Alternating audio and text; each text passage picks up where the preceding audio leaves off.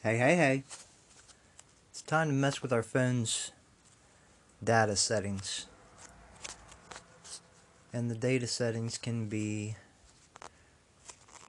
accessed through the phone dialer by dialing pound 3282 or DATA pound.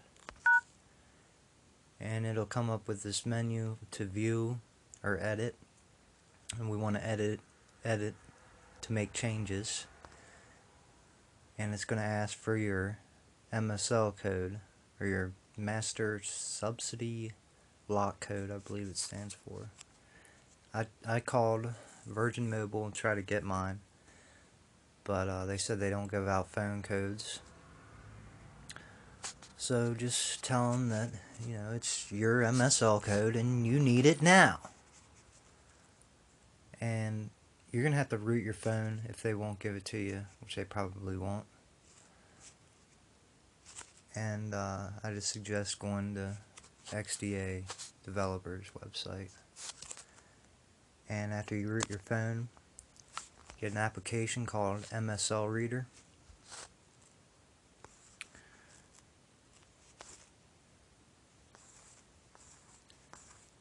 And you can get it off the Play Store.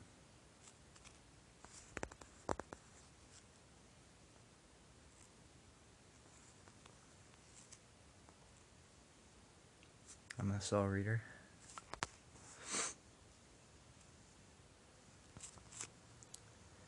And before I open it up, I'm gonna wait. I have the exposed framework installed, and there's a module that goes with it called X-Privacy, and it shows you what permissions each application's asking for. And with this one, it asks for a bunch that it doesn't need. It asks for internet because it displays ads. And the only one that it really needs is the shell, because it's going to need super user permissions. I just go ahead and take that off there. I'm gonna do another video about the exposed framework, so check that out. And when I open it up,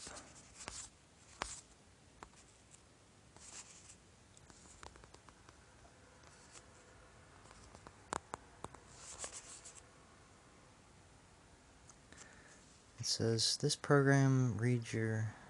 Sorry, this application will only work on CDMA devices. Okay. I must have blocked something that I shouldn't.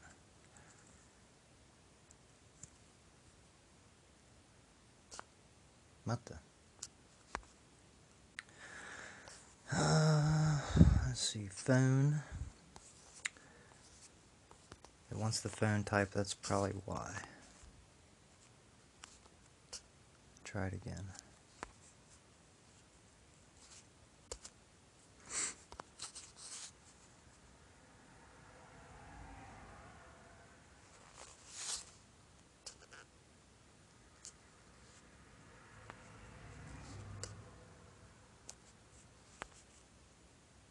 There we go.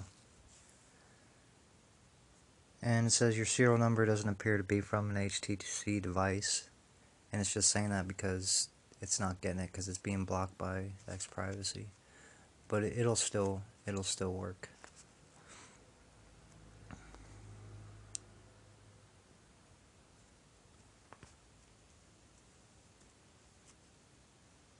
Okay, so my MSL code is 405516.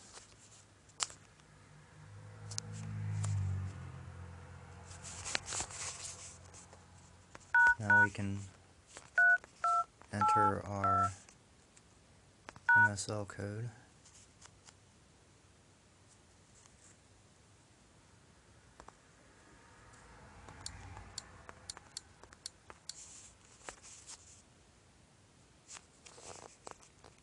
I'm not going to go into data profile because it gives some of my personal information, my phone number and stuff.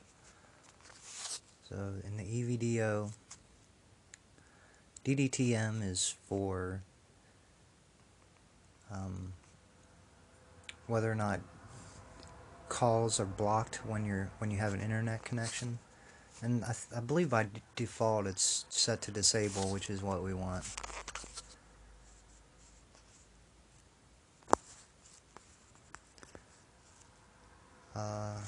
Slot cycle index is supposed to be how often that it scans, and I'm not exactly sure what that is, but I remember reading that it's 2 by default, and it scans like every 5 seconds, and so changing to 3 doubles that, so it scans every 10 seconds. 10 seconds is supposed to help with battery life. A really important one is the access overload class, and on Virgin Mobile mine was set to 9, and the lower the number, the higher priority you have on Sprint's towers. And you don't want to put it on 1 or 2. I'm not exactly, I can't remember. I read that's just for emergency use only, possibly, but 3 is what you want. EVRC-B enabled, both on home and roam. You're gonna. I just have these disabled because I don't have service right now, but when I get minutes, I'll go ahead and enable those. The home SID number is another one that you're going to want to change to one that's closer to you. So you can Google home SID and you'll find the one that's closest to you. I think it was originally set at 4190, which is out of Kansas City, and the 4390 is just closer to where I'm at. Our TSP and HTTP settings is another one you're going to want to change. Just change it to all zeros like that. That's supposed to help with 3G speeds. DSS, just change the DSS proxy server IP address to all zeros and leave the other 2 like they are. And WiMAX,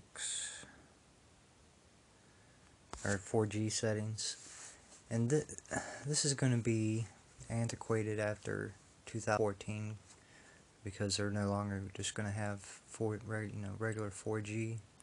They're changing over to the 4G LTE. So they're taking down the infrastructure or converting it over to LTE, and that'll be after 2014. But the first one you want to change is the scan retry in seconds. I want to say it was at 120 or 2 minutes originally, and you can change it to as low as 15. Go ahead and put on 15. Next one is WiMAX entry, and that's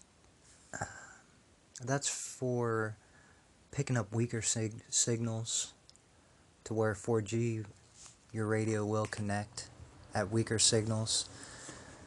It was at negative or minus 89, and I changed it to 102. You can change it to as high as 110, but I don't like to put it that high because I just figure, if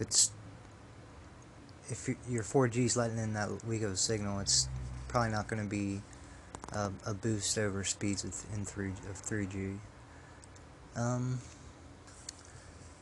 The entry, I want to say that was at 2, and that's also another one where it'll connect at a weaker signal. The stronger signal is going to be 1, 2, and the higher is going to be a weaker signal. So it'll connect at a weaker signal, and I changed that to 4. No delay on the WiMAX entry. The exit delay, man, I don't remember what that was at first, but put it at 2. And the exit delay in seconds, just give it a little extra time to, because when it goes down to the signal that it wants to disconnect at, it'll wait longer before it disconnects if you up the exit delay.